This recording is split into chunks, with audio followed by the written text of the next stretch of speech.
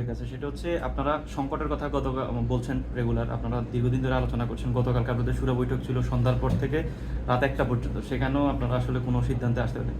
সংকটের কোন জায়গাটায় গিয়ে আপনারা স্টপ হয়ে যাচ্ছেন? না, আমরা শুনেন, আমি বলি, আমরা একটা অবস্থান নিব, সেটা আমাদের মধ্যে এ ব্যাপারে আলোচনা চলছে।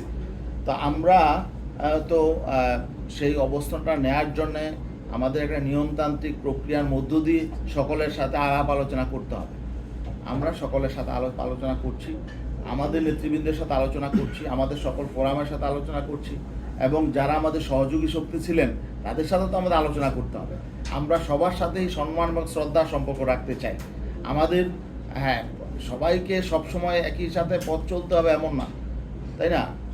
এখানে যদি আমরা আমাদের পথ ভিন্নও হয়, যাতে সুসম্পর্কটা থাকে, সেই চেষ্টাও আমরা করবো ইনশাআল্লাহ। শেষ পর্যন্ত কত পার্সেন্ট বা কোনো আসন উন্মুক্ত করে দেয়া এখন পর্যন্ত আলোচনা হয়েছে কিনা আপনাদের যে লিয়াজু কমিটির বৈঠকে? এবং যেমনটা সোশ্যাল মিডিয়া বলেন, বিভিন্ন জায়গায় আলোচনা হচ্ছে যে বেশ কিছু আসনে, ঢাকা 11, খুলনা 5, এরকম আসনগুলো নিয়ে আপনাদের একটা সংকট তৈরি হয়েছে। বরিশাল 5 নিয়ে আলোচনা এসেছে। প্রধানমন্ত্রিত্ব নিয়েও আগে থেকে আলোচনা হতে পারে কিনা, এই ধরনের বিষয়গুলো আসে। এটার বিষয়ে যদি একটু বলেন।